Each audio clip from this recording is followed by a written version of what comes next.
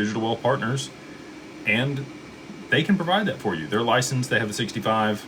I'm not that person. I'm not licensed.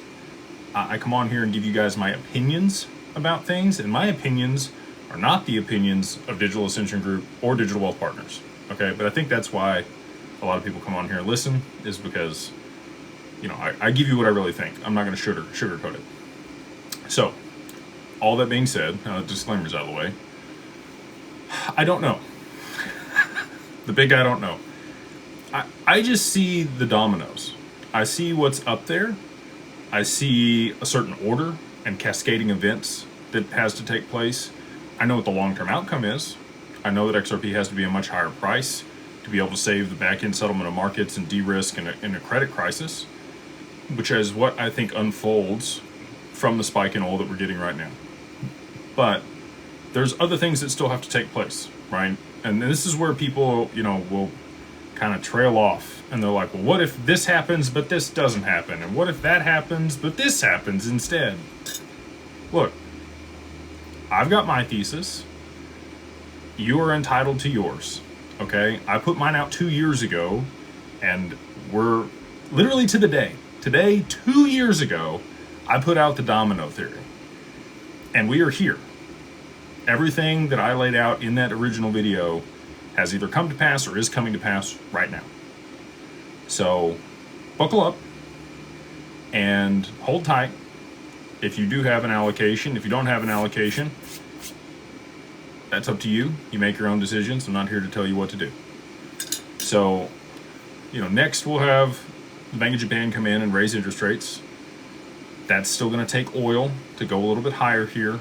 I think that they're going to have to be backed into a corner, and then they'll use that as a scapegoat and say, oh, we had to do it because of, you know, you guys attacked them and it caused this. Now it's your fault. And they can point the finger instead of it being the Bank of Japan, which they need to raise interest rates anyway, but this gives them kind of an excuse to do so that's not their fault.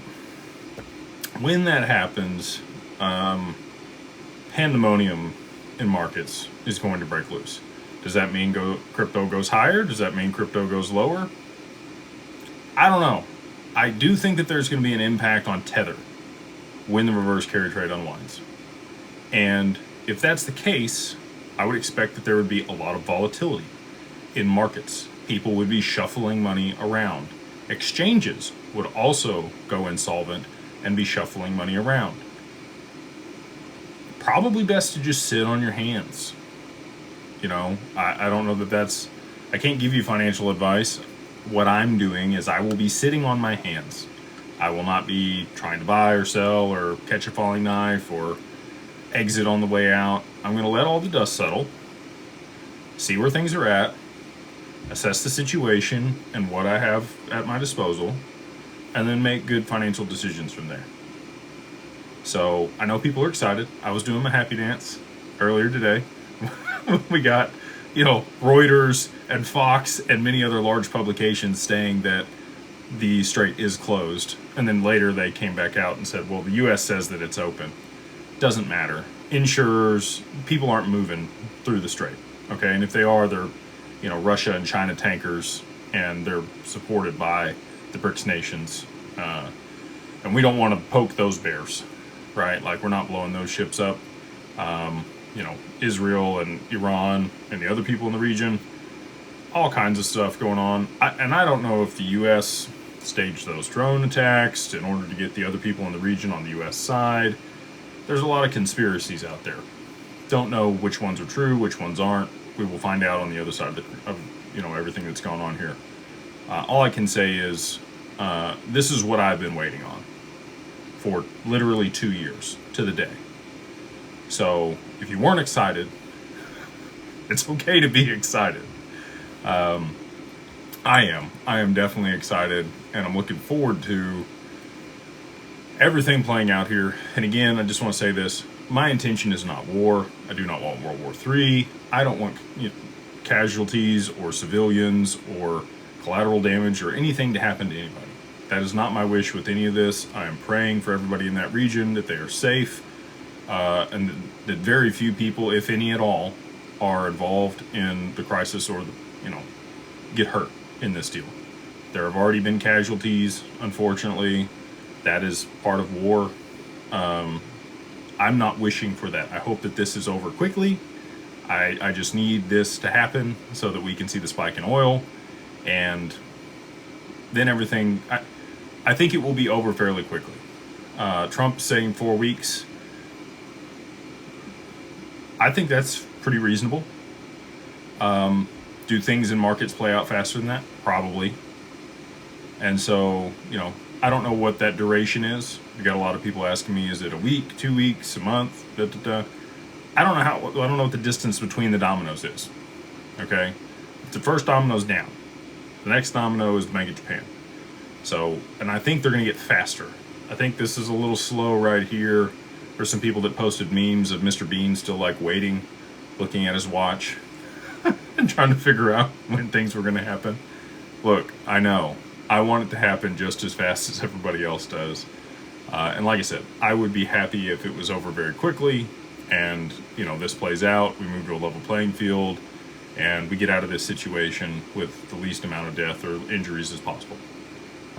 So that's my prayer, and we'll go ahead and jump into the questions again. Appreciate you taking time out of your Monday to come hang out with me and ask great questions here on the live. If you haven't yet, please like, subscribe, hit the share button, notification bell, all the fun stuff. If you wouldn't mind, it does help the algorithm and the channel. Joseph, he says, hey Jake, thank you for building this community. 3 questions. What blockchain will NASDAQ use when they tokenize in Q3? It depends on, well, I'll get through all the questions and then we'll answer them. When stocks tokenize, will I be able to sell my Amazon shares onto the XRPL DEX? Number 3, what currency will be used to settle? So all good questions. So which network are they going to tokenize on? Will you have the ability to use your Amazon shares to buy groceries? And then 3, what crypto will they settle in? Canton seems to have an edge there. They have a governance token that allows you to participate in the network and pay the fees on the network. It does not settle value. Settlement would happen between the clearinghouses and the brokers. There might be multiple exchanges. There's literally 16 or 17 exchanges for stocks. NASDAQ and the New York Stock Exchange are the 2 largest exchanges for securities in the U.S., public securities. But there are 6 clearinghouses, right? And you could have different blockchains. Each one of those could run on their own private blockchain, right? They could be Corda. Robinhood's got their thing. You got JP Morgan with their thing. You got, Canton. New York Stock Exchange has, NASDAQ has their own custody platform. You need interoperability between all these things. So I think that there could be a plethora of networks that they tokenize the equities on, but the back-end settlement of that will all flow through XRP, in my opinion.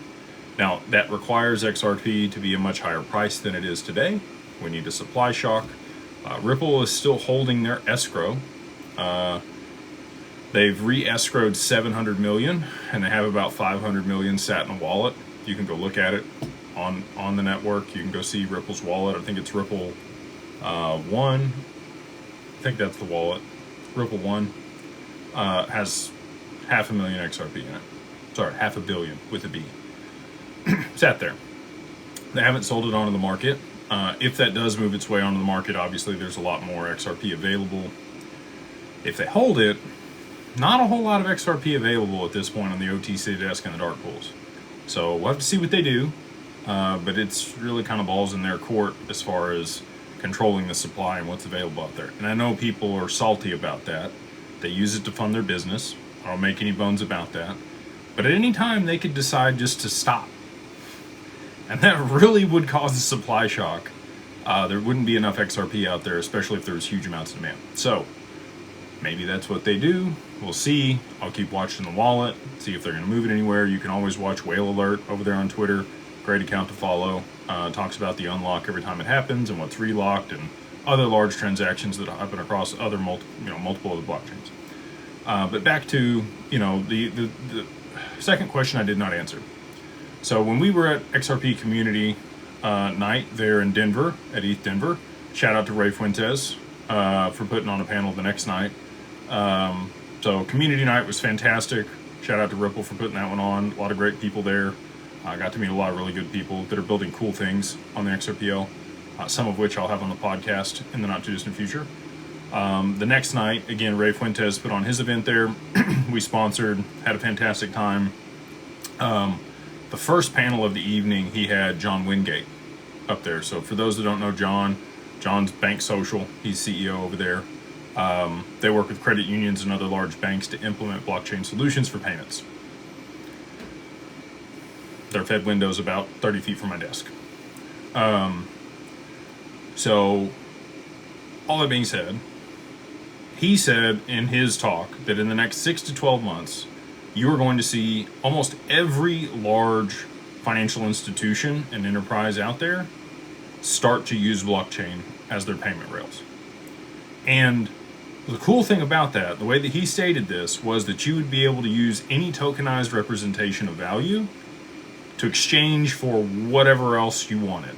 So I'm in the grocery store, like you're talking about here, Joseph. I've got some Amazon stock. It's tokenized. I think it's at a good price. I'm probably going to sell some anyway. I'm going to go ahead and pay for my groceries with my Amazon stock. It's one share of Amazon stock is going to cover my groceries today. I select that in my wallet. I scan it, contactless payment. It goes Visa or whatever it's going to be. Maybe it's Ripple, XRP, swaps the pair. And then the merchant's going to get whatever they want on the other side of that transaction. If that's gold, if it's Apple stock, that doesn't matter. You need a permissionless DEX that allows anybody to exchange value that they want to give for what the other person wants to receive. The ultimate barter system, effectively. That is what's going to happen. And for him to say that that's going to happen in the next 6 to 12 months really kind of blew my mind, because I thought that was a little bit further out. I thought we would probably make our way into like stable coins and tokenized deposits first, and then over time we would see the rollout of the tokenization of these other things, and then you'd have a Google wallet or an Apple wallet where you had all that stuff listed in there, and then you'd be able to like select that and pay. And I don't know if you guys remember this or not, but Global ID had a partnership with Uphold back in the day, and they had an XRP card. First time I ever met Ray and James Rule, we went to breakfast and I paid with my XRP card.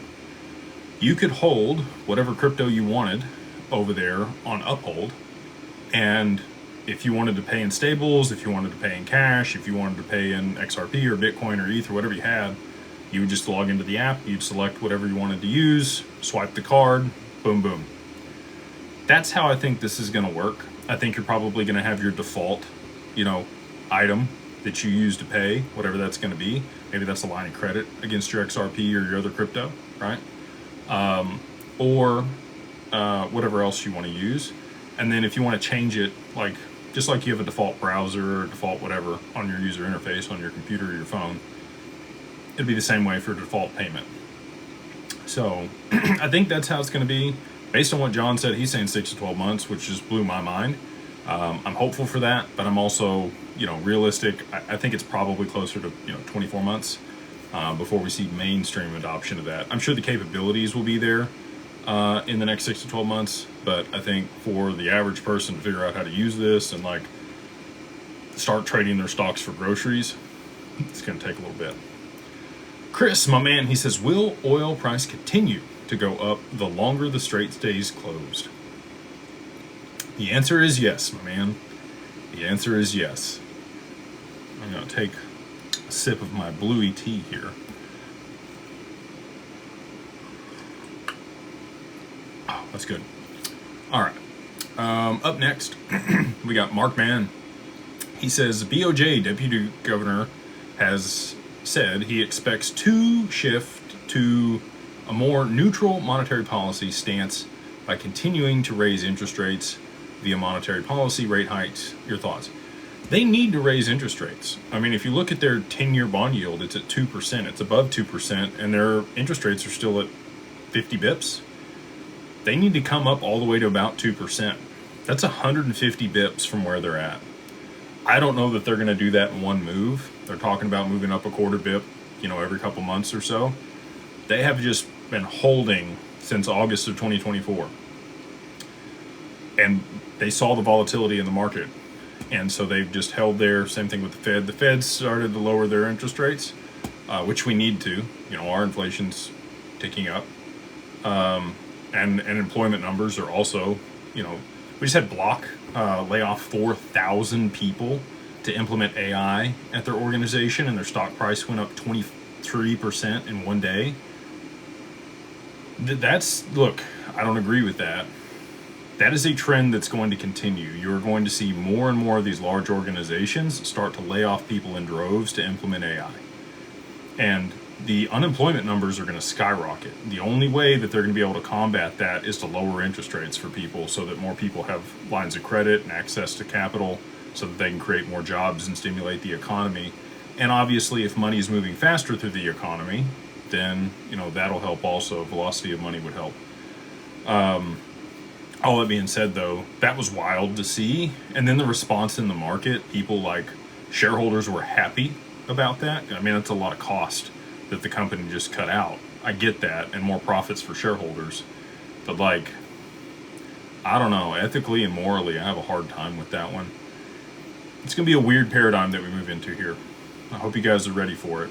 And look, I knew AI was moving fast. I knew LLMs were moving fast. I used Claude this weekend. I've been using ChatGPT and Grok. Okay. Claude is next level. And I just used it a couple months ago and I was like, it's not about the same as the other ones. It is head and shoulders, in my opinion, above ChatGPT for sure. Grok is also pretty good. But it spit stuff out for me in 3 to 5 minutes that would have taken me literally all day to do and go research and all this stuff. So if you're not using LLMs, if you're not using AI, highly recommend that you start looking at this stuff now, because the pace at which things are going to move from here is going to get exponentially greater. This is going to sound dystopian, so just bear with me. I really feel like in the next 2 to 3 years, most white-collar jobs, done. Democratized access, like attorneys, high-paid attorneys.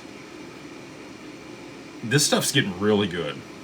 Like, I have high-paid attorneys that are using it, and they're like, oh no. It's getting really good. And there's still a few things here and there they have to check it on. But same thing for financial advisors. Same thing for, really any professional services out there, which is all that we do at Digital Ascension Group, by the way. So I am viscerally aware of what we have, the intelligence that we have on our team, and the AI addition to that. So we're going to be definitely leveraging that in our business, which I'm excited about, because we don't have 3, 5, 10,000 people that work for us. We have about 100 people, and if we can augment their ability to perform at a high level, they can make a bunch of money working for us, and we can serve 10, 20, 30, 40, 50,000 clients with not as many people. And so we don't have to become bloated. We can make sure that we're leveraging AI but still have a human connection. I think that that's going to be one of the biggest things as we move forward here, is community and human connection, because you can't really get that from a robot, right? So hopefully you're part of a community, and this is a cheesy way for me to cut into it here, but if you're not part of the Beyond Broke Mastermind, we would love to have you over there. We got about 18,000 people there that are part of that community. 16,000 of those are connected to Discord. Still trying to get the other people on the Discord so they can get access to all the cool stuff. Multiple town halls per week. I think we have one almost every day of the week. We have a call for at least one of the tiers in the community at this point. More in real life events than any other crypto community out there. Do private deals, financial education, business resources. Always want that to be, I want people to feel like, wow, I would pay more for this. So if that's something you're interested in, you go check it out. It's month to month, no contract. And for that many people to stick around, you should believe, I do. I believe that there's a lot of value there. So you can use the code BeyondBroke, all capitalized, the number 1, and then MO, like Mary Oscar, gets you the first month for $2 there in the mastermind. And I think, like I said, as AI comes around, community is just going to get more and more important. Moisty Cal says, hey Jake, right on the nips here. Got the wildest names. Just wanted you to know that I'm still here and appreciate you. Appreciate that, man. Thank you. Again, crazy names. Love them. I will say them. It's not me that's saying it. I'm just reading a name. We get KJ. They say, in your opinion, why is XRP more of a once-in-a-lifetime opportunity than buying Bitcoin at 5 cents?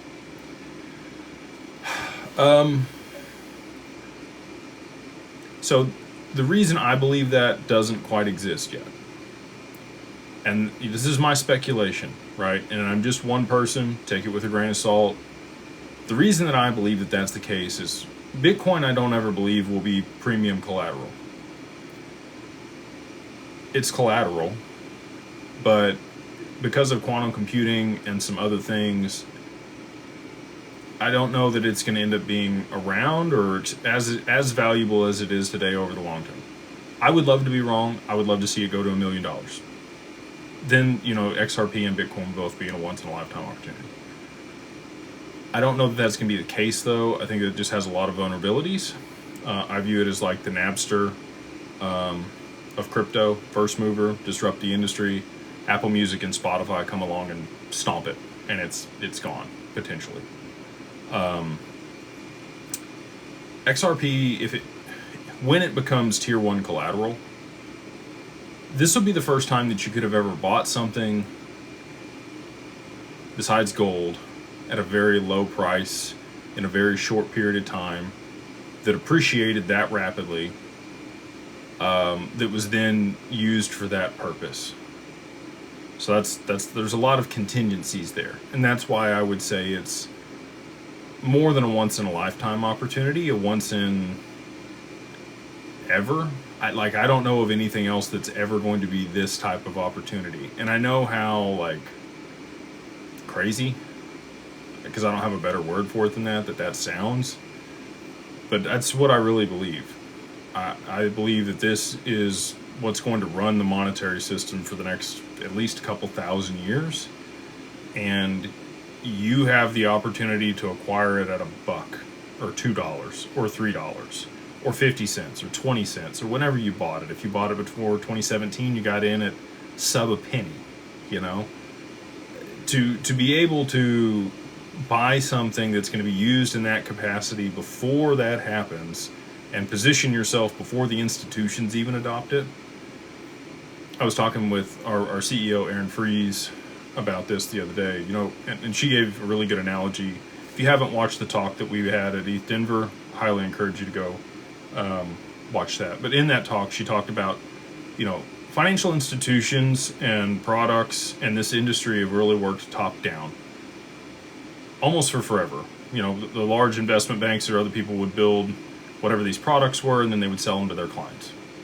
Crypto is the first time that's ever been bottom up.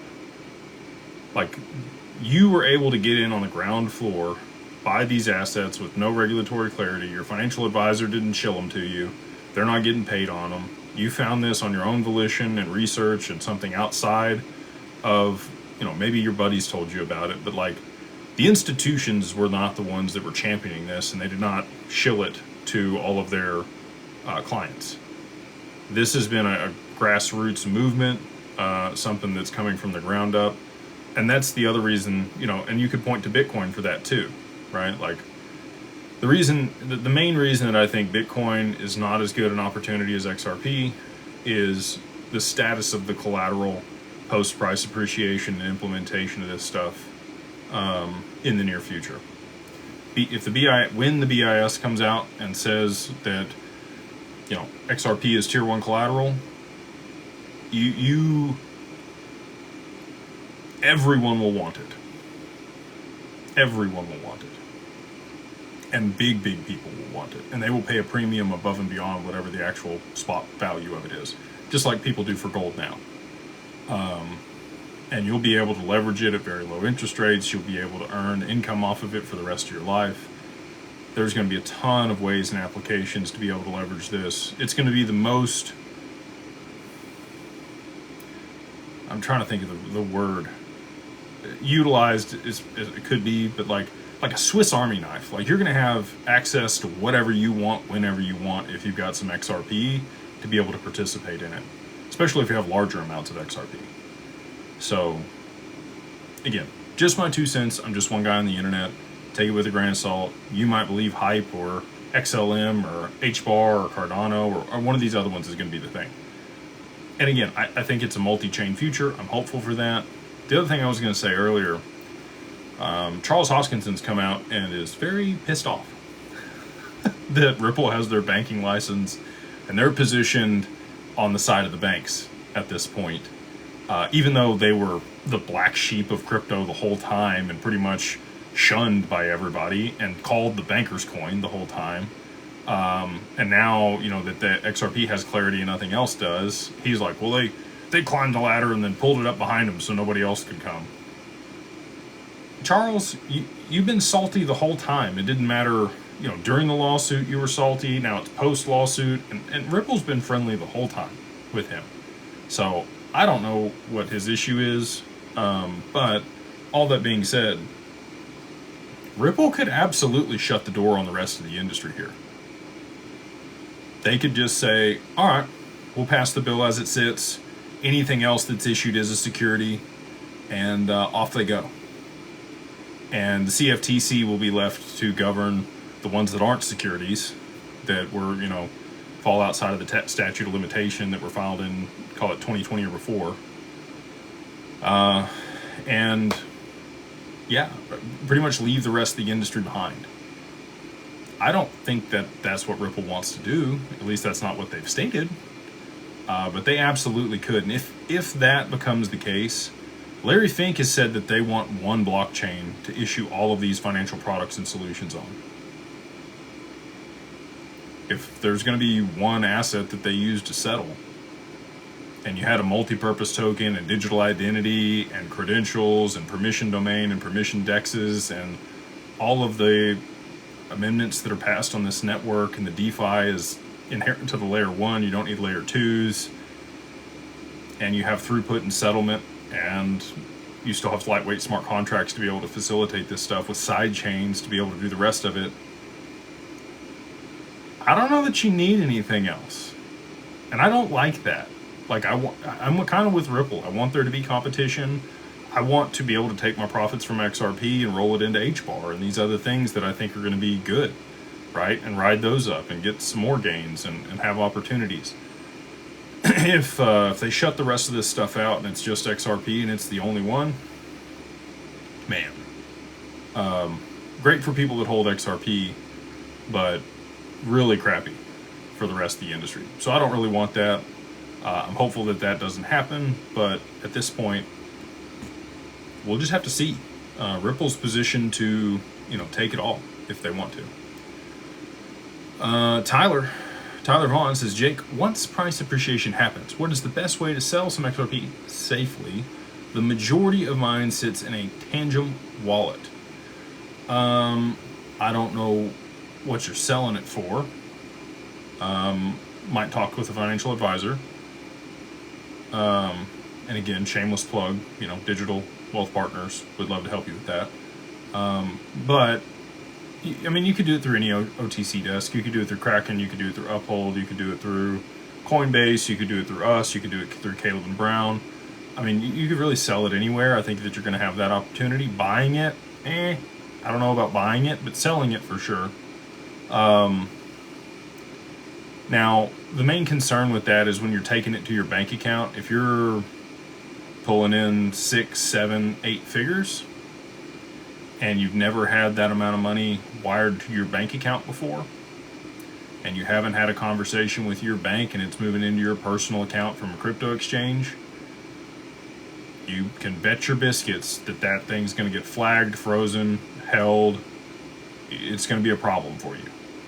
And again, not trying to like fearmonger. I've just seen it happen. I've had it happen. Okay? That's how I know. The way that I got around that and have figured out the best way for our clients to do that is to set up an LLC. If you have an LLC that owns your digital assets, you have a bank account in the name of the LLC there, your exchange account's in the name of the LLC. If it's a large business transaction, it's a holding company that invested in alternative investments, and you have a large payday, and you let your banker know, and you have, the business banking side of that business, and you've worked with them for at least 3 months. You probably want to have 3 or 6 months under your belt with that bank account open and moving some transactions through it, even if you're like paying for your gas, your credit card, your cell phone bill, stuff that you would use to operate a business. You probably want some of that track record before you're sending large amounts of profits from crypto to that account. So again, if you want help with that, we would love to help you. You can go over to digitalfamilyoffice.io. We'll walk you through everything, help you set up the LLC end to end, give you all the operating agreement, everything else you need for $2,000 if you use the code 50OFF50 OFFDAGLLC. That's 50 OFFDAGLLC. So all that being said, that would be my only, not really advice. Again, I can't give you advice. My experience that I'm hopeful that you will listen to be able to make sure that you don't have that same situation. I can't believe this is actually happening.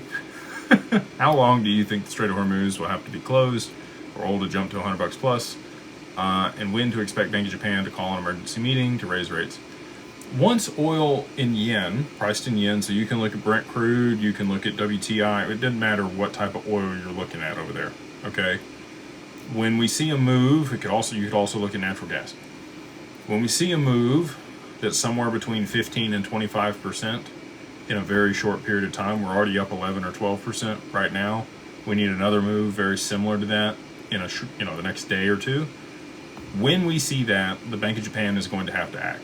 They're going to have too much inflation in their economy. They're already walking on a razor's edge. This is the exact situation that gives them a scapegoat to raise interest rates and do what they need to do. I think at that point we will see an emergency meeting. So if it's longer and they can, navigate this, if it's drawn out, it's not going to have the same effect, and they're probably not going to have to do it as rapidly. They probably wouldn't have an emergency meeting. But if we do see another big move higher in oil this evening or tomorrow, and when I say big move, at least a 10% move in a short period of time, they will have to act. We're back up to the high here. Actually just pulled up exchangerate.org.uk/live-oil-prices/oil-jpy.html. I know it was a mouthful. But we're at 11,355, up 2% on the day. We're right back to where we saw it move to over the weekend here. And if we see this move higher, if there's another 10% move here and we get into, call it 1,200, 12,500, somewhere in there, and we've done that in this period of time, that's when the Bank of Japan is going to have to act. Bad financial decisions, Nick. He says, just wanted to thank you for everything, and God bless you and your family.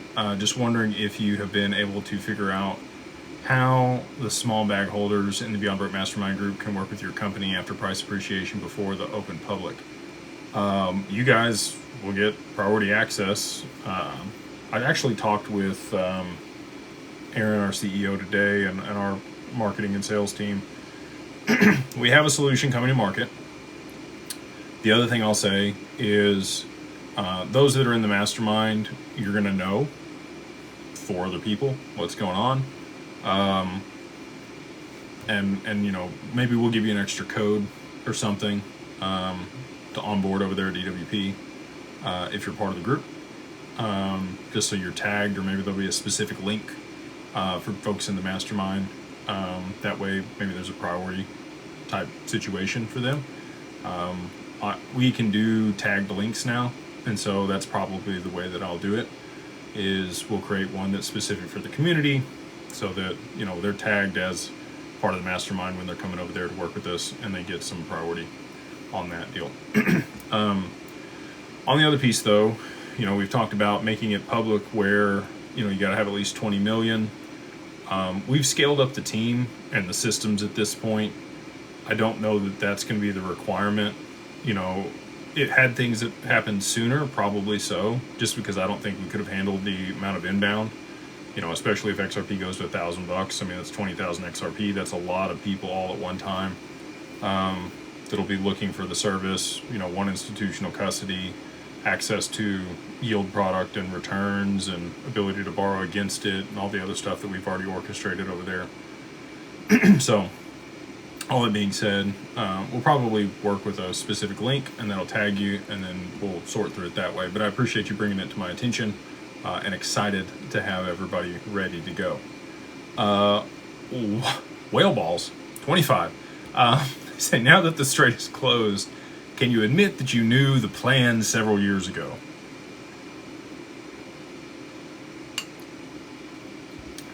So, again, I have never been told this stuff explicitly by anyone.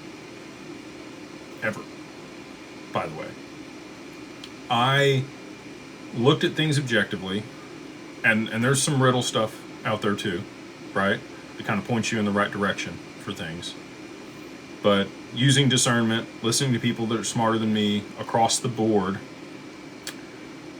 that's how I put all this stuff together. Nobody came to me and said, "Hey, Jake, this is how this is going to go down."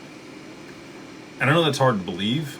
It took me a long time to come up with the domino theory. It was about a year and a half in the making of me sitting down and working through it and figuring out why it would lead to the price appreciation. So I think the other edge that I have over other people that are watching this is I have an affinity for XRP. I'm biased. I want that to be the outcome. And so I worked backward from that. Whereas I think a lot of other people are just seeing what's going on in the macro economy and making calls based on the next couple steps because they don't know the final outcome. I feel like I've known the end of the movie the whole time. It's just, I'm just watching it play out in slow motion, which has been wild. It's been surreal the whole time. But yeah, nobody ever gave me the play-by-play, this is what's going to happen. I came up with that all on my own. And I feel pretty confident based on some other conversations that is the way it's going to play out. Silent Seaman says, legend. What's up, my dude? Please rub the rock for price appreciation. I got some silver.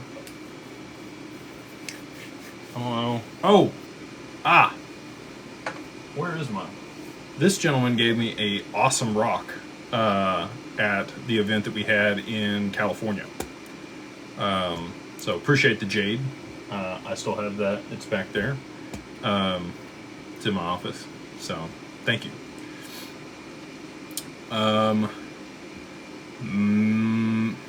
Michael, he says, good evening, Jake. God bless you and your family. God bless you, dude. Appreciate you being on here.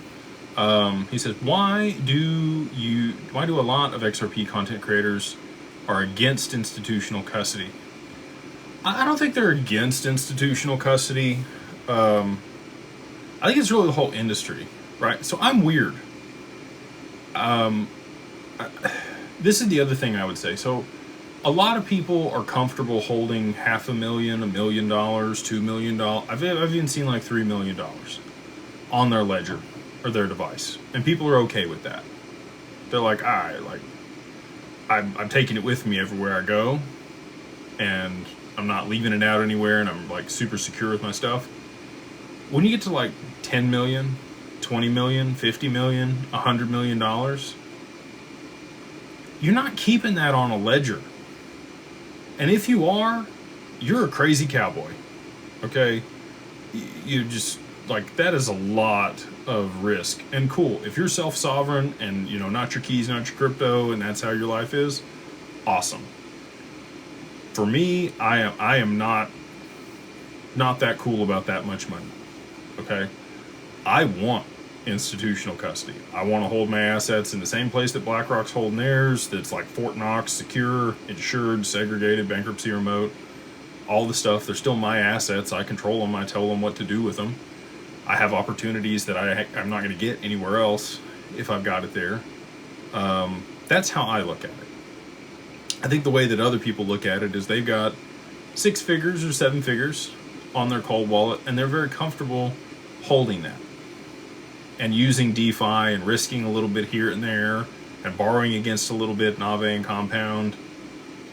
And the vision for their life might just be a little bit smaller. And there's nothing wrong with that, by the way. Everybody has their own vision for their life. I'm not hating on anybody's hustle. I just have a big vision, okay, for what I want to accomplish and what I want to do. And so for me, institutional custody is a component of that, and that's why we built what we did. We have many clients that still hold some assets over with other exchanges or brokers, some on a cold wallet, and then a portion in institutional custody. I think that's great, right? Now you've got some diversification. Maybe you got your long-term bag in institutional custody, you got your trading bag, and you've got another bag that you're going to sell or do something else with, blend against, play in DeFi, do some other stuff with. Nothing wrong with that, okay? For me, you know, you might look at my situation and say, you're super risky. On things that I have high conviction on, I will take a lot of risk. Things that I don't have a lot of conviction on, I'm not taking the risk. I've had to manage 12 wallets before.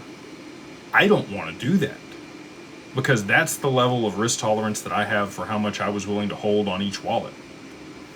I'm not managing all those seed phrases. My wife, it would be a horrible situation for her to inherit that. She would have no idea what to do. So for me, institutional custody is, you know, cheapest, easiest, fastest, safest way for me to do it. In my mind, again, it's like an insurance policy. I don't have to worry about it. She's on the account, my kid's on the account, everything's good to go. And I sleep really well at night. And my peace of mind, you know, I talk about that with the house thing for people. Some people's sense of security is like, they don't want debt on their house. I don't want my crypto on a cold wallet. I want an institutional custody. That's how I get my peace of mind. I'm okay with debt on a house. So everybody, to each their own, right? But again, I don't think anybody is necessarily against institutional custody. I mean, hell, there's a lot of people that say they have institutional custody that don't quite meet the standards that I think qualify as institutional custody. But you know, that's not here or there. I think everybody's entitled to their opinion, and everybody. You also have. And I'll be fully transparent. Like, I have a lot of incentive to get people to invest with us and hold their assets with our firm. I own a lot of the equity, almost all the equity. So, like, there's enterprise value, there's ego attached to that. There's a lot of things, right? So again, take it with a grain of salt. I have my own objectives behind what I come on here and talk about, and my opinions. I am biased, and I'm transparent about that, though. There are other people that have biases and, you know, interests that don't disclose those things. I fully disclose those. Like Decent, they're an affiliate for. We're an affiliate for Decent. I make like $5 or $10 on each one of the wallets that somebody buys through our link. I just want people to have access to good stuff, and I feel really good about the products and solutions and services that we provide to the public and our clients. There's been lots of things in my life that I'm like, I can't sell that because they don't need it. Like, this is all stuff that I needed, and so it's easy for me to come on here and talk about it. And anyway, so I'm belaboring this. Appreciate the question, and God bless you and your family. Appreciate the kind words. To the Moon says, in 2024, I went to Mecca and prayed for financial freedom. 2025, I was directed to you. That's not a coincidence. Thank you for what you do. BlackRock ETF question.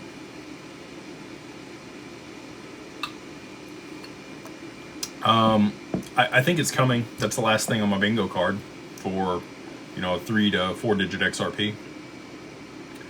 I think that'll happen at an appointed time. We talked about an appointed time. I think that will also happen at an appointed time.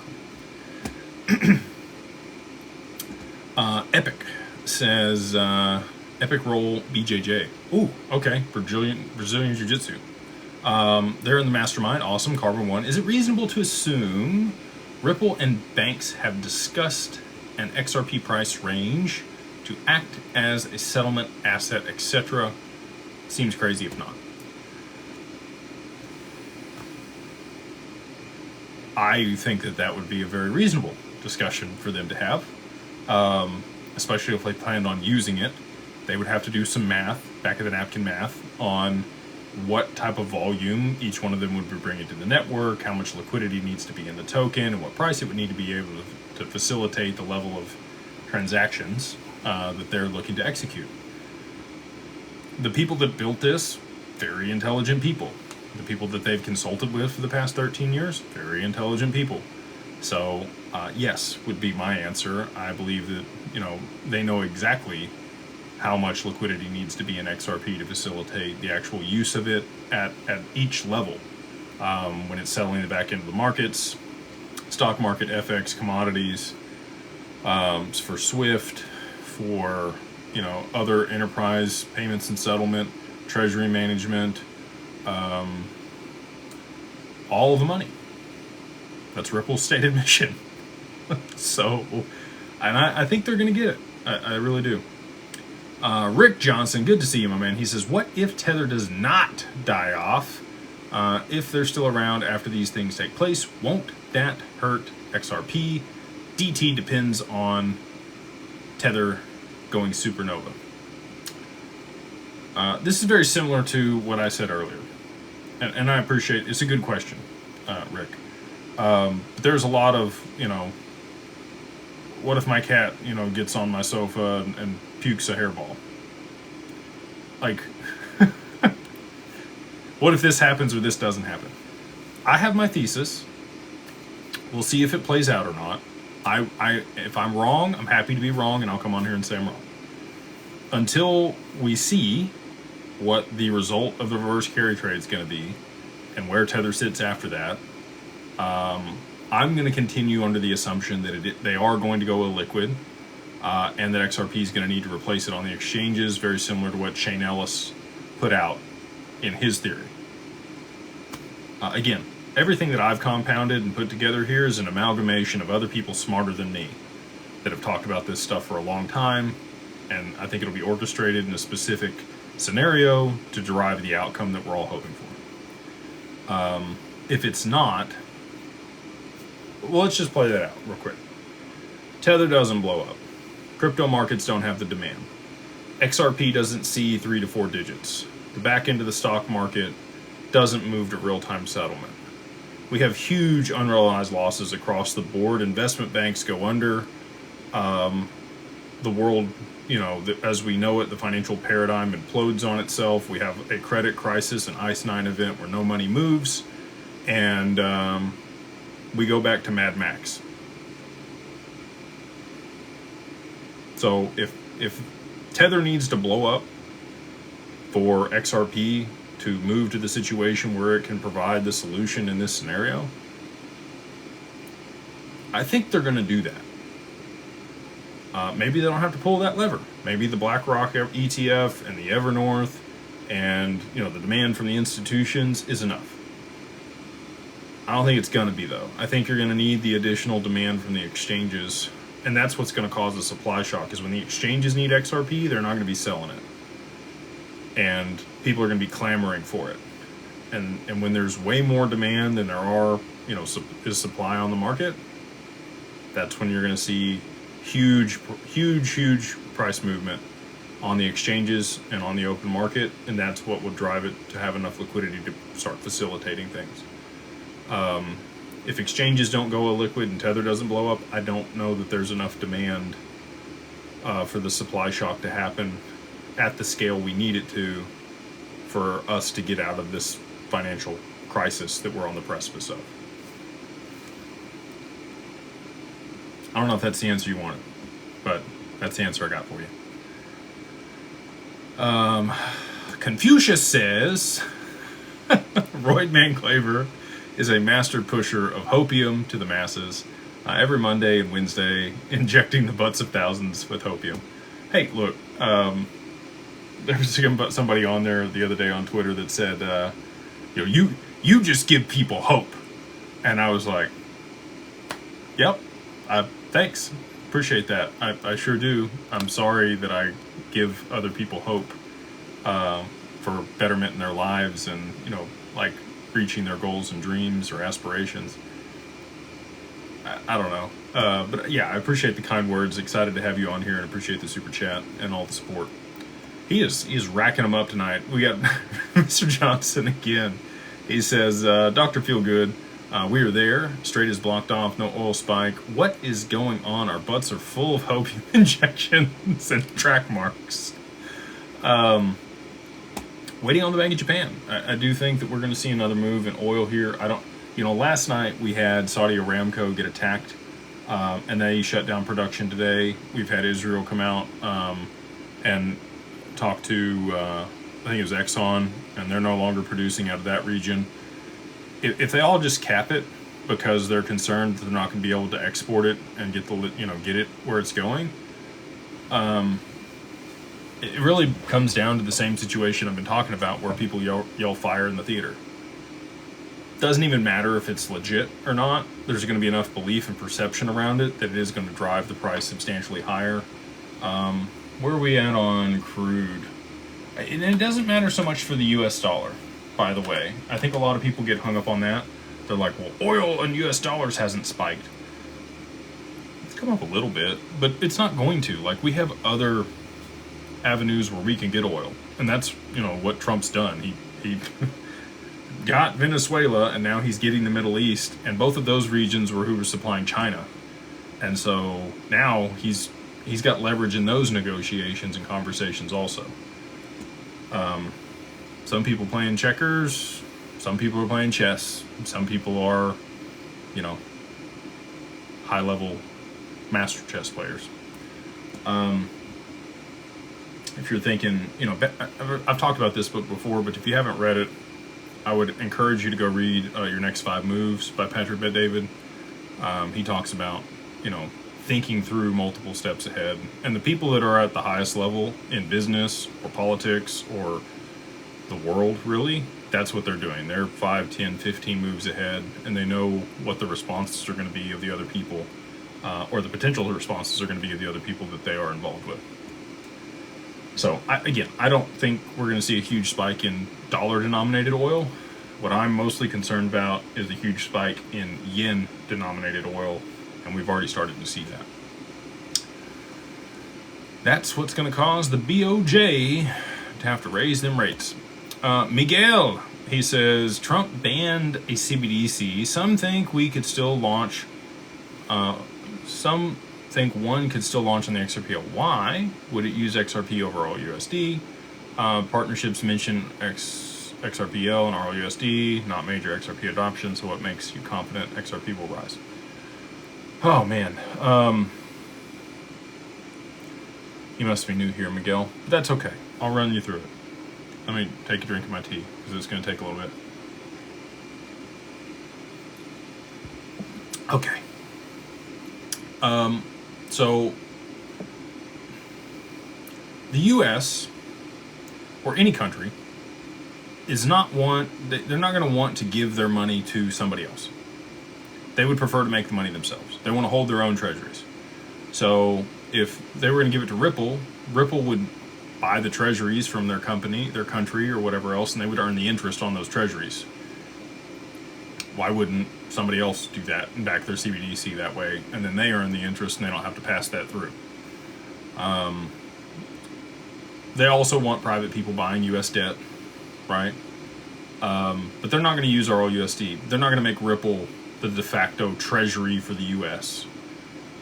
Maybe they are, but that's going to suck for Ripple holders, people that are holding the equity there. Like, that never going to see the light of day. It's just going to become a quasi-government deal. I don't think it's going to happen. I think there's a lot of enterprise value there. I think it'll maintain a separate company. I think the treasury at the U.S. is going to be who's issuing our currency at some point in the near future. Tokenized deposits, I think it'll be backed by gold and other things to shore things up. So, all that being said, the other reason that you need XRP versus a stablecoin is what I just talked about earlier. I want to pay in Apple stock, or I want to pay in USDC, or I want to pay in Tether, or I want to pay in Bitcoin. You want to receive something else on the other side of the transaction that's not that. RLUSD is not a DEX. XRP is on the DEX. It can be routed through XRP very easily. It can settle real time between the counterparties, 3 to 5 seconds. You know, RLUSD is also an issued asset on the XRPL. It can be controlled by other people. So Ripple literally can claw it back or do whatever they want with it. They can freeze RLUSD.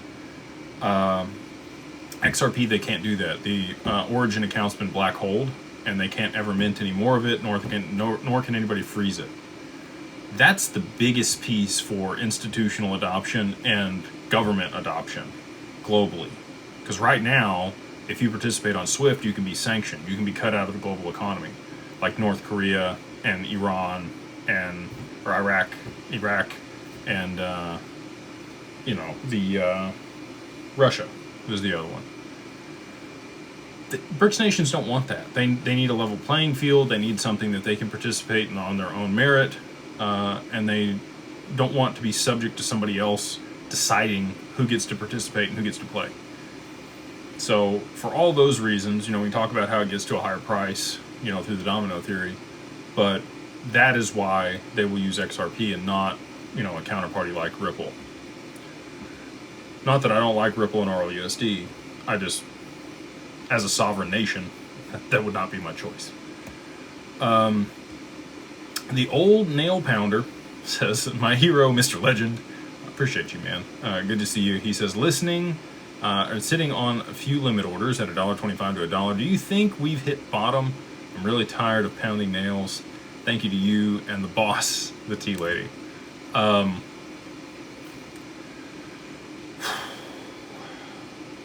don't know. Could we see lower?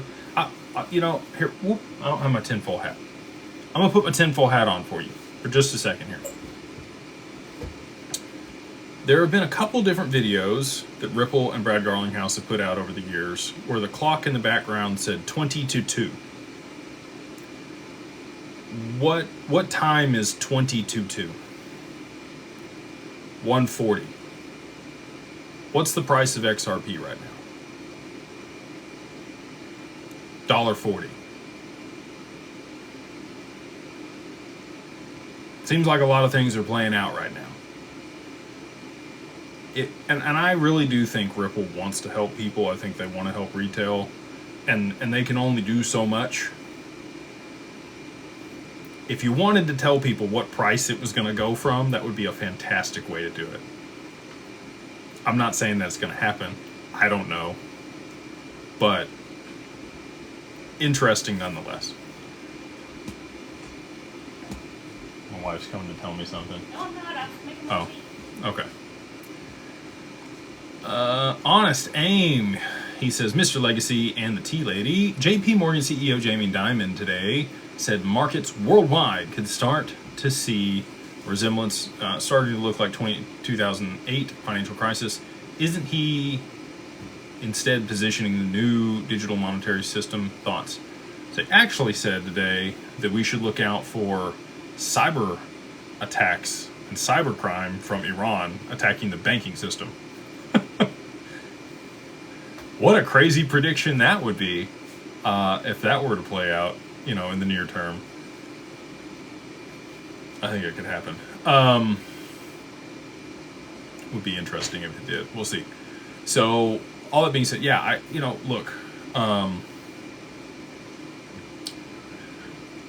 people are taking out a lot of puts right now on private credit and other stuff.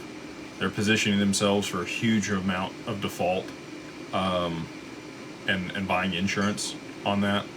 It's the highest levels it's ever been, much greater than 2008. Credit card,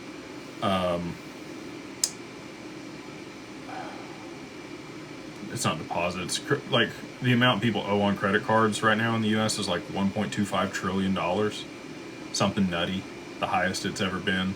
You've got home prices in a position where sellers can't sell their home. 1 in every 7 sellers is selling their home right now, because people can't afford it with the interest rates where they're at and the way that things are working. Yep. Thanks, babe. It's very hot. All right, no more Bluey for you guys. Anyway, yeah, it's interesting to see him come out and talk about that stuff today. They talk their book, right? So if it's kind of look over here while I do this, or look over there while I do that. When he was bad mouthing Bitcoin, they were buying it on their OTC desk. So just take it with a grain of salt. But if you feel like they're trying to tell you something, they're probably trying to tell you something. T Mac, my man, he says Popeye. I don't have forearms like Popeye. He says my LLC bank account will have low activity as my LLC is a long-term holding bag. Does it matter how much dollars it has in it? Do you recommend a range? Not financial advice. I mean, if you're moving $1 to $5 grand through it a month, that's probably it. Like, you just want some transactions moved through there. You want some history on that bank account.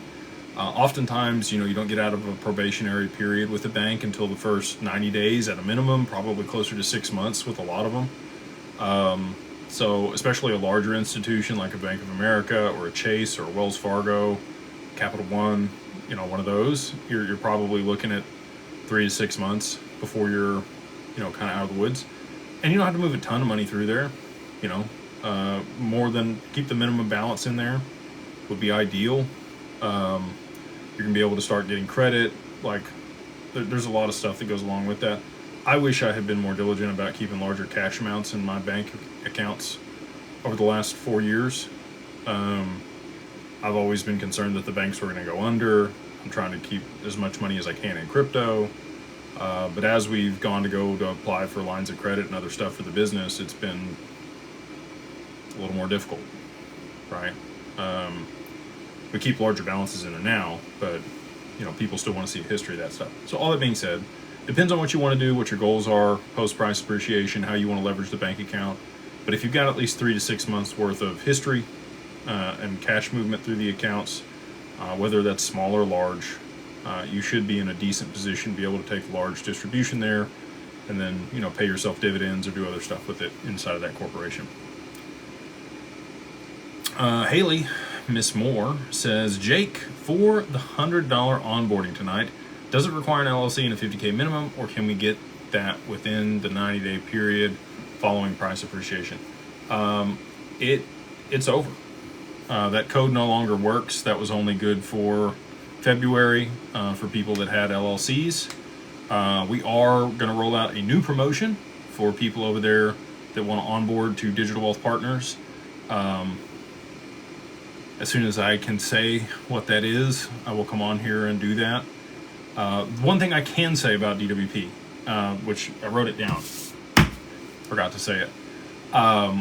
We can do HBAR. So if you have HBAR, they can now custody that.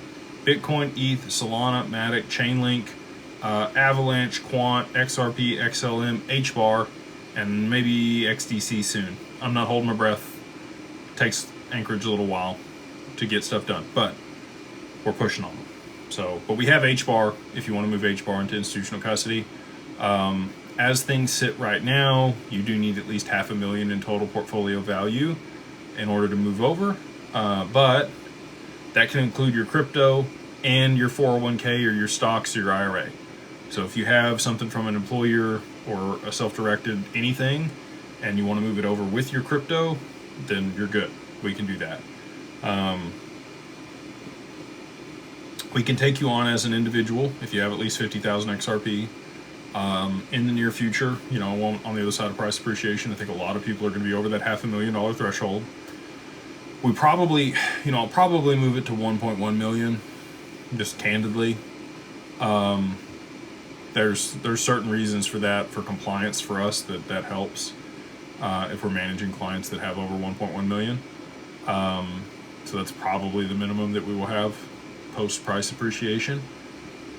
So, you know, if XRP goes to $1,000, that's 11,000 XRP.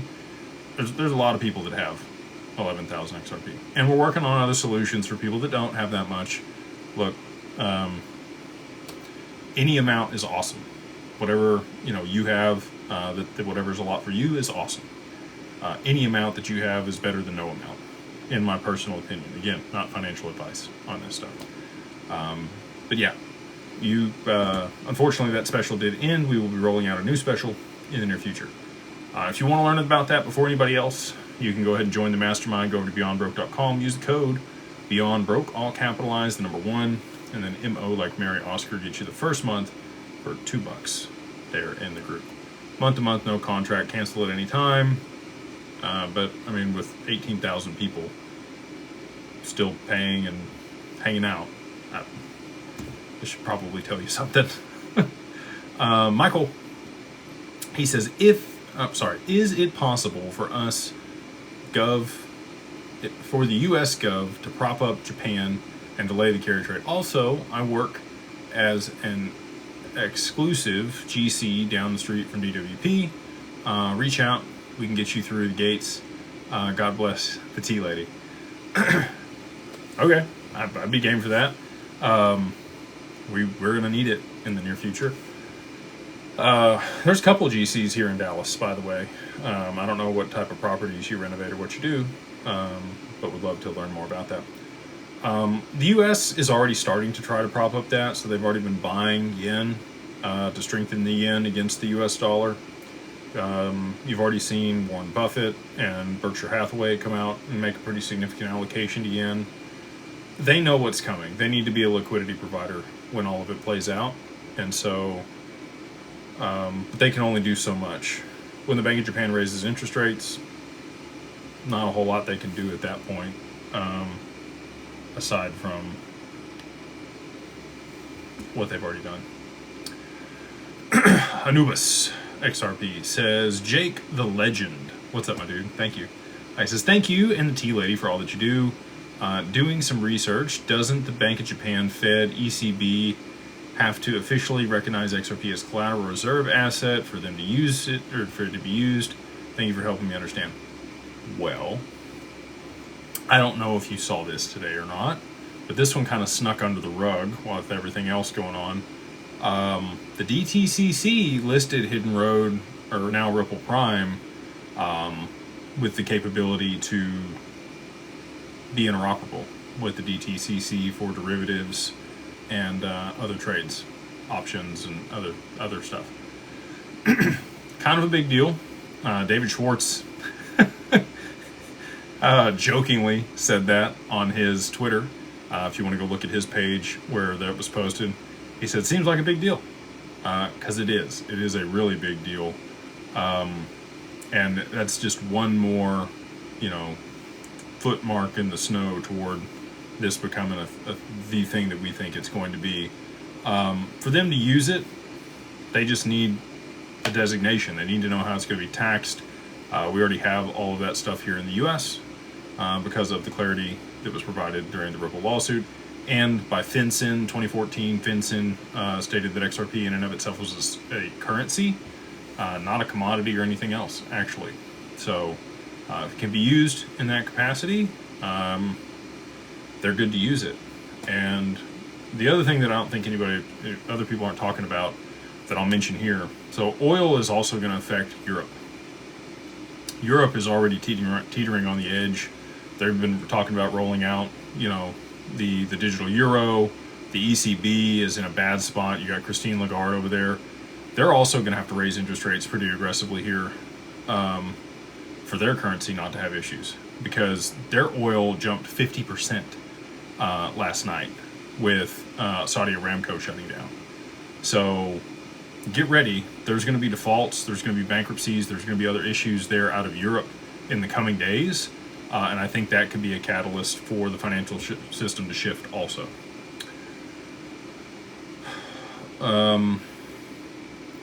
One Mind says, what's up, bro?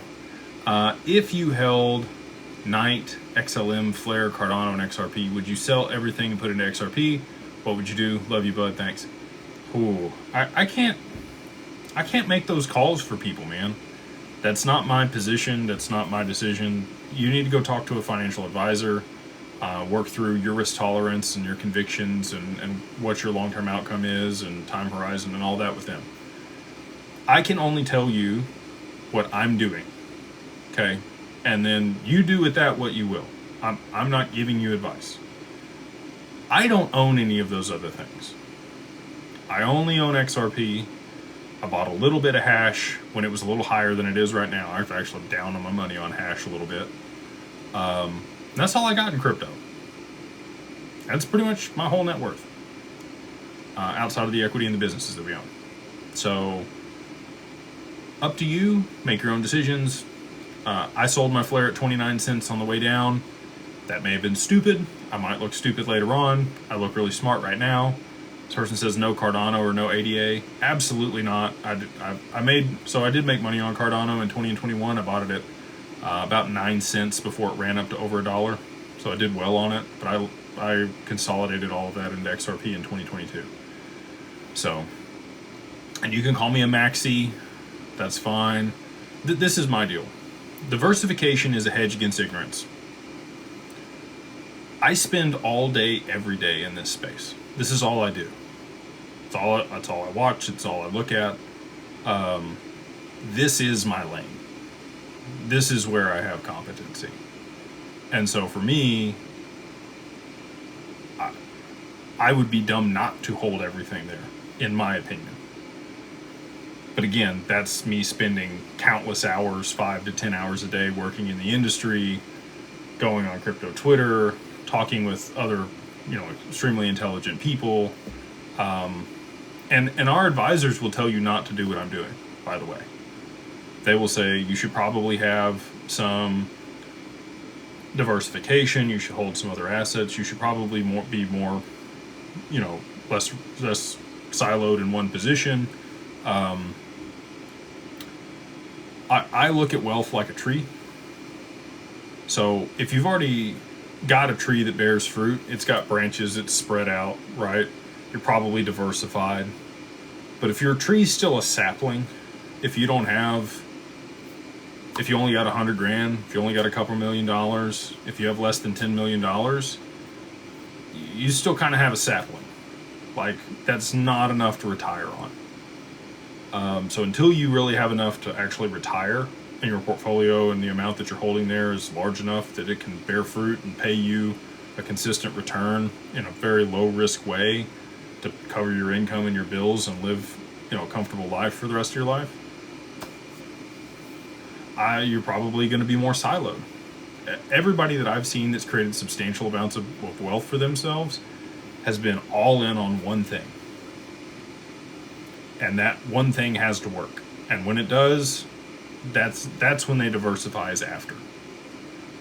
So again, I'm not telling you what to do. I'm just telling you my position, what I hold. Probably go talk to a financial advisor. Like I said, they're going to give you a very different opinion than myself on this. And they are licensed to do so where I am not. Evolution of Chris says, can you explain how you think Tether is going to implode when they are one of the largest holders of gold? That's actually one of the reasons I think they're going to implode. So I think they have private debt and credit on their balance sheet alongside the gold, the Bitcoin, and the treasuries, short-term duration treasuries. They are the 16th largest holder of U.S. treasuries. They've soaked up a ton of treasuries over the past 3 to 5 years as China and Russia have sold them off. They've been a great scapegoat for the Fed to not have to print money and buy those back. I believe that Bitcoin and gold will both fall. Bitcoin to like 20,000, gold back down to 2,000 or 2,100. and I am alone in this thesis, by the way. All the people that I believe have a significantly higher intelligence than myself don't think that's going to be the case. You got Jim Rickards talking about $10,000 gold. You got, Lynette Zhang. You've got Andy Schechtman. You've got Peter Schiff. All these people that have been doing this much longer than me are saying we're still going up. I think we're in for a flash crash. I think when the reverse carry trade unwinds, you're going to see liquidity get sucked out of everything. It's not going to matter where your money is. Precious metals, commodities, gold, we just went over that, precious metals, stocks, bonds, crypto, currencies, it's not going to matter. All of them are going to take a huge haircut. Real estate, it's going to have a complete reset in price. It all needs it. Like, people can't afford stuff. There needs to be a reset. There needs to be a deleveraging. There needs to be a devaluation on things. So, all that being said, that's my thesis, and that's why if we saw a 30%, 40%, 50% drawdown in gold and Bitcoin, and that makes up, call it 30%, 25, 20% of Tether's balance sheet, you could see it depeg. And once confidence is lost in something, there's problems. The other way that it could go, so that's one way. The other way that it could go is through the Epstein documents, and Howard Lutnick, and Cantor, and everything else that's involved with Tether over there. The drug cartel and the gentleman that they just killed in Mexico was one of the largest traffickers of Tether and Bitcoin. Look, I don't make the rules, okay? If they tie it to that and they say that we got to sanction this for the betterment of humanity, it's getting sanctioned. They can already sanction protocols. They did it with Tornado Swap. And then, everybody stayed away from it. They wouldn't use it because they thought it was going to be a problem. And they would get sanctioned or, be caught up with the U.S. government in the OFAC list. Same thing could happen for Tether very quickly. So I think it'll be one of those two things. I think it either depegs because of the reverse carry trade unwinding, or there's something that comes out in the Epstein files and the U.S. government decides we're going to sanction this protocol. And it's USDT, right? Like, they've already pivoted. They already have USAT at this point. They've got Tether Gold. Like, why would you make these other things if the long-term goal was to continue with USDT? You wouldn't. So, anyway, just my 2 cents. Again, might play out differently on the Tether piece than what I've just laid out there, but that's my best guess. Desmo, dude, thank you for the super chat, man. So kind. I'm at a loss for words. Thank you. He says, Jake, hats off to the tea lady. Hope all is well with the family. Take the mods out for drinks. They've been working overtime in the mastermind. Also, not happy as you did not give my question serious thought on how many licks to the center to see pop. Then Liners pointed out you guys might be too young, still pounding the drum for lower interest rates on XRP loans. So, I mean, if you watch the owl, he says a 1, a 2, a 3, and then he, bites to the center. I am old enough to remember the Tootsie Pop commercials. I tried that one time, and I got like 97 licks in before I got to the center. So, I don't know if that's an exact number or a science, but when I was about 7 or 8 years old, I literally did that. So, there, now you've got your answer. I don't know if that was worth $500 or not, but yeah, I definitely need to take the mods out for drinks. They've been working overtime. Shout out to the mods in the Beyond Broke Mastermind. I don't ever give them enough praise, and especially on here. But for those that don't know, we have 5 fantastic moderators over there in the mastermind, and they do a ton for that community. They're in there all the time, answering questions. If we didn't have them, the community would not be what it is. The culture would not be what it is. So just very blessed and grateful for those good people that have been around for 3 years there in the mastermind at this point to get to this where we're at, which is, it seems like forever. And it also seems like it went by in the blink of an eye. I don't know if you guys ever feel that way about stuff. And then, yeah, on the interest rates, we are absolutely pushing to bring those down. Coinbase is going to help with that. We've already seen them lower it to 6 or 7%. The industry itself is going to see, you know, underwriting risk at a much lower premium and cost in the near future as we see appreciation come in. And I'd expect that we'll see interest rates for XRP somewhere between 5 and 7% in short order. Ali Bishop says, should we be looking at crude oil prices or Brent? I went over this earlier. What's the difference? What's the BOJ look at? Keep up the good work. Sean Ray equals greatest uncrowned Mr. Olympia.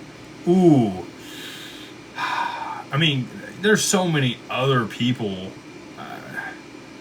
that I would say besides Sean Ray should have been Mr. Olympia.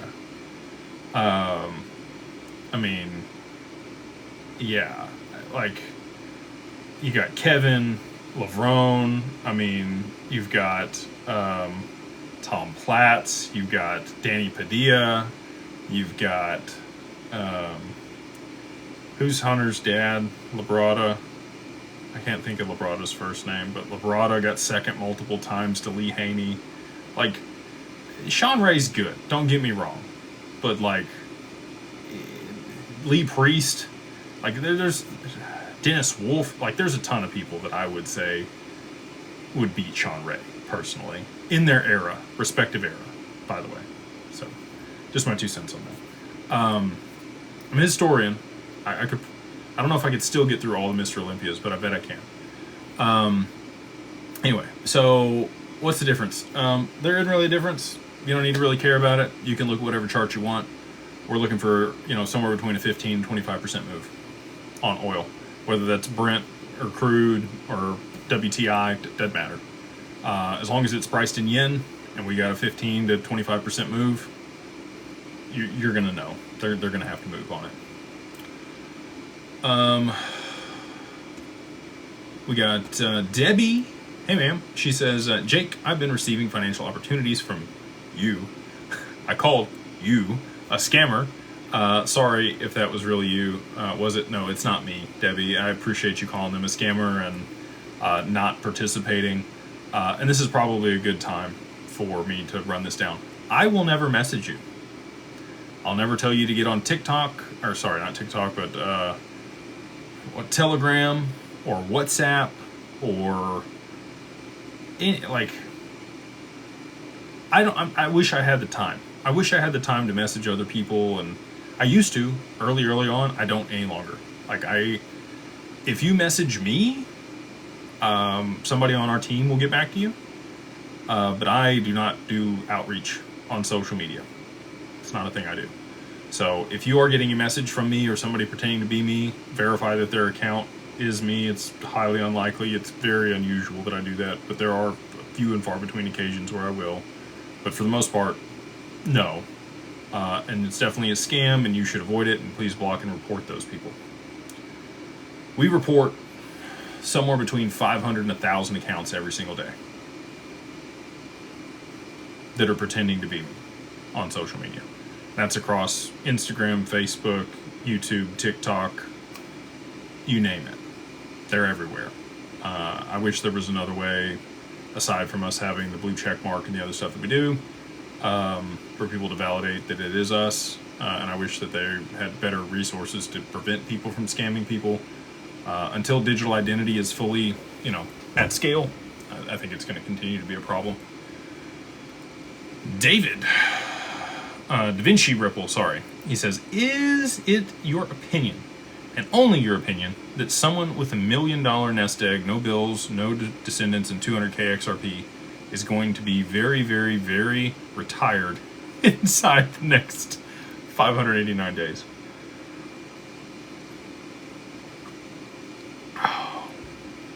Well, let's do the math on it. You got $1 million cash. So you're going to park that in short-term treasuries or some type of laddered treasury strategy that's going to pay you somewhere between 4 and 6%. Okay. So you're making 40 to 60 grand per year off that. That is like your solitude, your fortress. You're good. You said you own your house, no bills, no dependents, good there. So, I mean, depending on what part of the country you're in, you could easily live on $60,000 a year with no other bills aside from like gas and insurance and phone and some food. Okay. The rest of that 200,000 XRP, I think will be worth, and this isn't mine, this is not my opinion, this is Monica Long's opinion. She believes that we will see full-scale institutional adoption of XRP and the XRPL this year in 2026. What does that mean? That means XRP's got to be 4 digits. Like, there's not another way that that happens. Okay, so that's her telling you 4 digits sometime inside this year without telling you that explicitly. So if that's the case, we're going to go the bare minimum. We're going to say $1,000 XRP. You got 200,000 XRP. We're going to add 3 zeros to the back at the end of that. You got $200 million. Probably going to be okay. I think it's safe to say you would be very, very, very retired. Inevitably when that takes place. Because that, I mean, even if you're clipping, you know, our yield product that we're looking at, that's the lowest risk that you can get is 3%. So if you're clipping 3% on $200 million, that's $6 million a year. And I think we're going to get a repricing where things are actually worth, the nominal value of things is less than what it is today. Call it 30 to 50% haircut on real estate and cost of living and other stuff. So your money will actually go twice as far as it does now, ish, maybe a third more than what it does now, but up to twice as far as it goes now. Yeah, I mean, if you had a $6 million income, well, it'd be 640 or 660, excuse me, because you're going to have that other piece that you got from your $1 million nest egg. Yeah, I don't know how you couldn't live on that and live really well. So kudos to you if that's your position and where you're at. Well played. Ari Gave 11 says, hey Jake, big fan. Thanks for everything that you do. Dolam from Israel. I am from Israel. Oh, very cool. How can I start working with you? Can you explain liabilities on tax, Cal level, how it works? So we can do institutional custody. Still working through tax laws and stuff for the funds and the products that we have. Probably a 30% withholding tax in the U.S. on that stuff. I don't want that to be the case. We're looking at an offshore feeder in Cayman or another jurisdiction to be able to run the same strategies and then out of that jurisdiction be able to pay people. We've stayed away from that because we want to be onshore. We will go set it up, and inevitably when we go set it up, people will be like, oh, look, they're trying to get offshore. Like, we're doing it to make sure that people that don't want the 30% withholding tax here in the U.S. have an avenue to be able to do that. But I know what everybody's going to say. So, but look, we got to do what we got to do. We got to be able to help our clients. Today, we can absolutely provide institutional custody for you. If you have enough to work with us there at Anchorage, you would want to set up, some type of trust or corporation there in Israel or your jurisdiction, as long as you're not on the OFAC list or, sanctioned or have any issues, then we would love to work with you. We got another, I'm going to hang out for another 10 minutes or so and I'm going to wrap it up. Sumo C 25. They say, Mr. Claver, if price appreciates for XRP prior to the UAP offering a yield product, are we stuck paying high AUM fees and not being able to make any money? So we would have to sell some. How do I say this?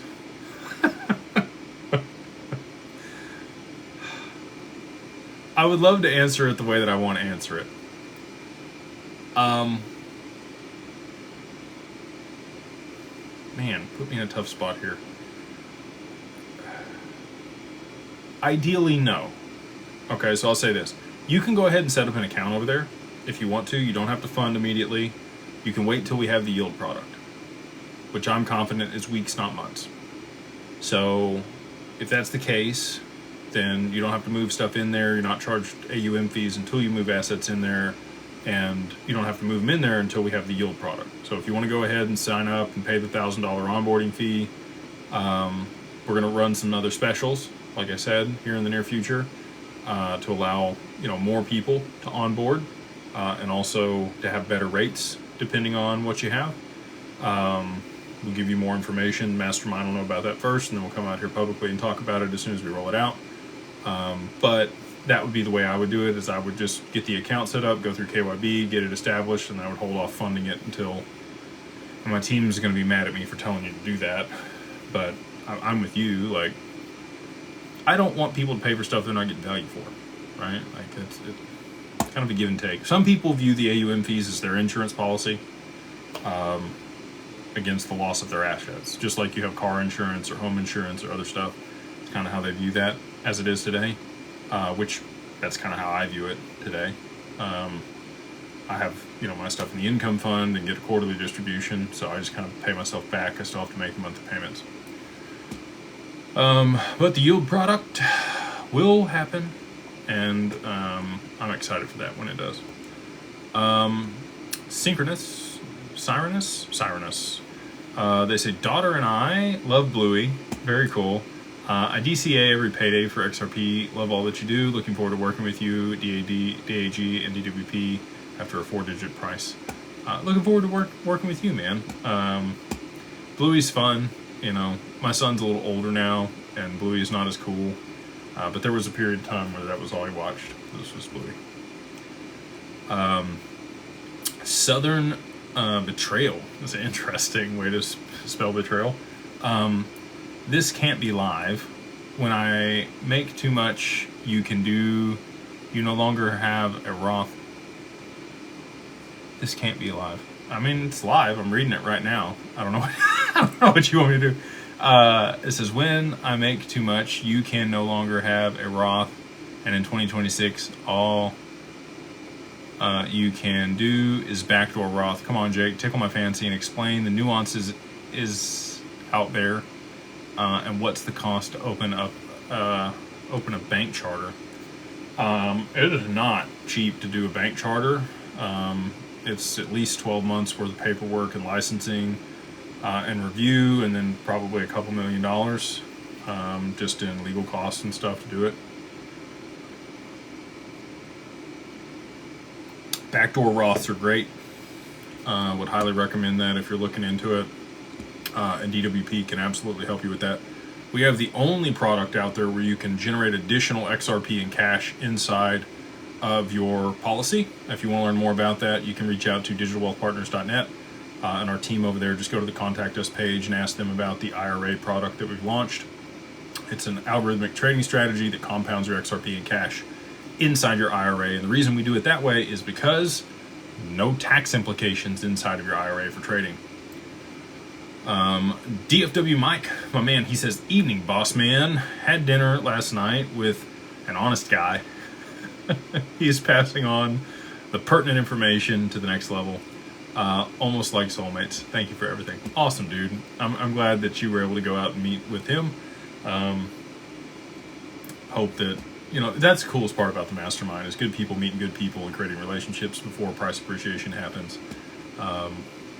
That's one of the coolest things that's happened. Like, we have people that do meetups all across the U.S. that we don't even host at this point. Like, it is wild to me. Like, there's probably a meetup once a week for the mastermind, depending on what part of the country you're in.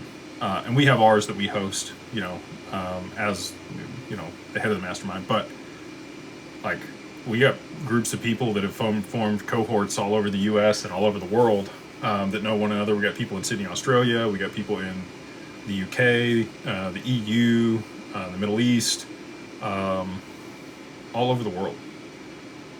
You have these thoughts, you have these dreams, you have these aspirations, and to see it come to reality is just surreal. It's been wild.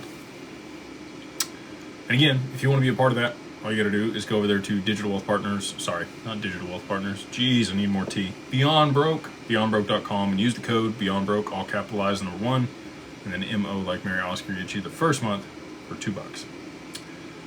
Tyler Vaughn, he says, do you think for sure the Federal Reserve is holding large positions in XRP to offset the national debt, as well as others to send us to the golden age?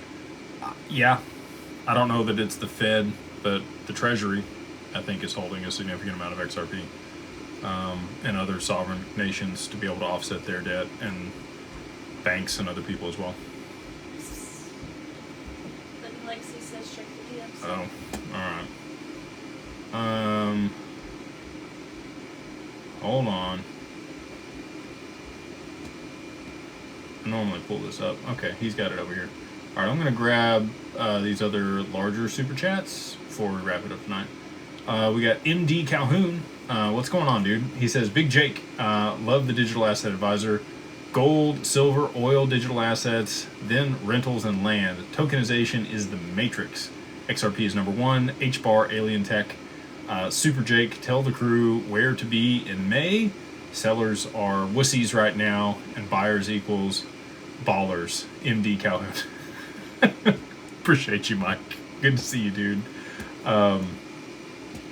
Yeah, there's definitely a lot there. If you guys want to go back and read through that super chat, we'll see who's here in May and who goes away. We've got, he said another one. He said, OMG, I'm finally in the community. Let's get richer. Get that XRP, baby. Only thing better is XRP, is BA, or MD Calhoun. Jenks, thanks for the survival backpack. It's the only thing I can carry my physical XRP in. Haha. Shut your beard, Charles. I'm assuming he's talking about Charles Hoskinson. Yeah. I'll say this. Shout out to Mike. So he runs Board of Advisors, which is another mastermind. It is not cheap to be part of Mike's community, but I will tell you it's well worth it. It's one of the best masterminds I've ever been a part of, aside from ours. Obviously, I'm biased. But if you are a high-level business owner, if you are looking to take your business to the next level, and you want a good board of advisors, good people around you, other people that are in the trenches building a business, 10 million, 20 million, 50 million, $100 million business, that is a great group to be a part of. You can go to boardofadvisors.com. David Whited, dude, thank you for the super chat. I don't see what the question is, but I really do appreciate it. Okay, here it is. It says 2 questions.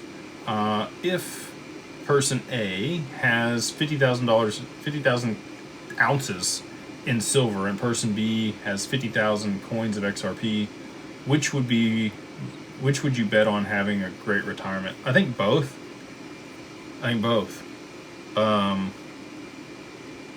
One's substantially less cost than the other one right now. I don't have my, well, let me see if I can get a calculator here. Yeah, alright. So my handy dandy calculator, my Blue's Clues calculator. Right now, 30,000 ounces of silver at $88. It's $2.6 million. Not quite enough to retire on. You need silver to be about $500. I don't think it's going to get there. I think silver's going back to $50 before it heads higher. Again, take it with a grain of salt. This is my position.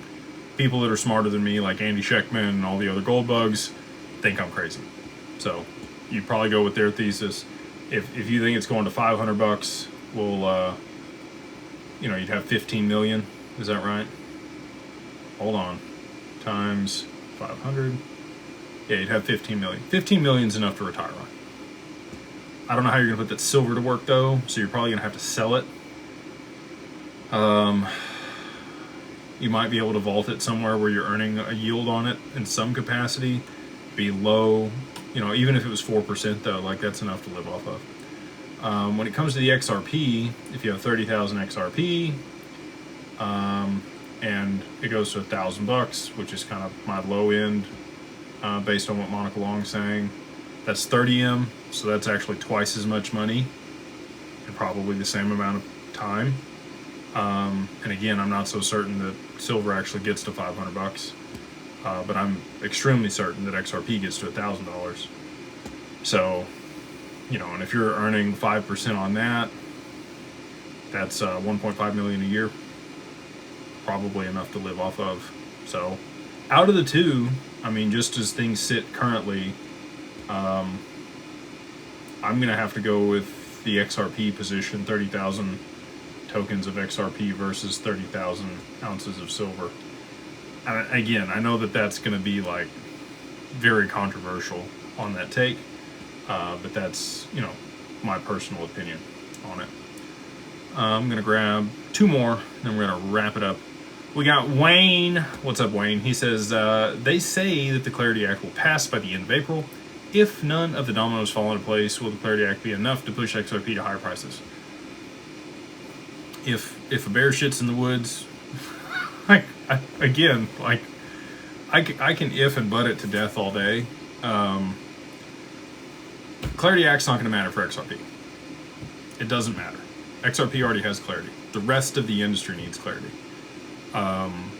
So, you know, if you believe that the rest of the industry getting adoption is what it's going to take for XRP to go, then sure. That's not my opinion. My opinion is XRP in and of itself is not a security. We know from FinCEN that it's a currency. It's regulated on Bitnomial as a commodity. It has clarity around tax law, how it's used. Counterparties know how to use it, how it can be implemented. Brad said the other day, like, all they got to do is walk through the door. It's already ready. So I don't think we need it. I think we're going to see price appreciation on XRP before the Clarity Act gets passed.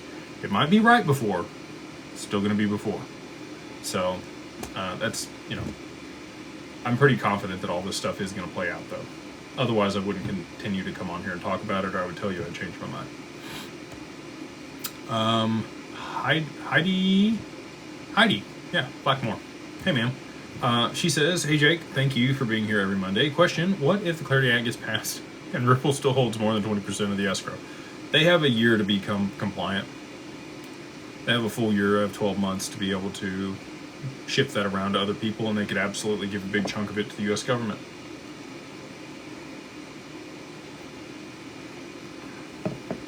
It's weird. They're the only crypto company that stayed here the whole time, even though they were being pursued by the SEC and they could have got offshore, and the other top 20 projects are all offshore. None of them are here in the U.S. Weird. Kegs says, do you believe XRP's value will be driven more by regulatory clarity or by actual transaction volume growth? Neither. I think it already has regulatory clarity. We're waiting on a supply shock. I think you're waiting on a supply shock to move it to significantly higher prices, and then the utility of the network will hold it at a high stable value. But they need the price to be much higher before they can start moving the volume across the network. Again, just my personal opinion. Riz the Biz, they say, hey Jake, Carbon 2, I'm setting up a personal Roth IRA with DWP. Can I also set up a Roth solo 401k through my LLC with DWP in Anchorage? Yes. You can have as many retirement accounts as your heart desires over there with Digital Wealth Partners. And they would absolutely love to help you get those things set up. They can do a SEP IRA, they can do all kinds of stuff for you. Grab one more and then we'll wrap it up tonight. Alex says, hey Jake, how much does oil need to be for Bank of Japan to raise interest rates, and when will BlackRock jump in? Also, BOJ moves or prior, after the BOJ moves or prior, thank you for everything that you do for us. Again, I'm going to end it the same way I started it, which is I don't know. I don't have the answers. I just see the dominoes. I don't know in what specific order they're going to fall. What the volatility is going to look like, if you should wait and buy lower. You know, again, I'm being a little weird on the price here, but what are we at? We're at $1.36. We came down back a little bit. Rounds to $1.40. You know, if Ripple's clock is right and 20 to 2 means 140, Sure would be interesting if we, took off from there. But yeah, I think BlackRock will come in right at the right time to save the market, drive a bunch of liquidity into XRP, help cause a supply shock, and be the outcome we're all looking for. So with that, we'll wrap it. Hope you guys have a wonderful week. Thanks for coming to hang out with me on Monday. If you need an LLC, you want to work with us on that, you don't have to. But if you do, digitalfamilyoffice.io, you can use the code 50OFF50 OFFDAG LLC. They get you everything end to end for $2,000. If you want to work with Digital Wealth Partners, you can go over there to that digitalwealthpartners.net and use the contact us page. Reach out to an advisor. If you have more than 50,000 XRP, they will schedule a time with you, have a conversation, tell you the benefits, drawbacks, costs, all the questions that you have. And then, last but not least, if you want to know about both those things, but you're kind of like, I don't know if I want to spend the money or take the time, a lot of that's talked about in the mastermind and much, much more. So if you want to go check that out, you just go to beyondbroke.com and use the code beyondbroke, all capitalized, the number 1, and then MO, Mike, Mary, Oscar, get you the first month for $2 there in the group. Shout out to RJ. I haven't seen you in a while over here on TikTok, but if you're watching, need to go play some golf. And Mike Calhoun, again, appreciate you showing up tonight. If you guys have any questions, comments, concerns, please reach out to me or my team at info@digitalfamilyoffice.io. I hope you guys have a wonderful Monday, a wonderful week, and we will see you on the next one. Appreciate you, TikTok. Y'all get familyoffice.io. I hope you guys have a wonderful Monday, a wonderful week, and we will see you on the next one. Appreciate you, TikTok. Y'all get. Appreciate you, TikTok. Y'all get.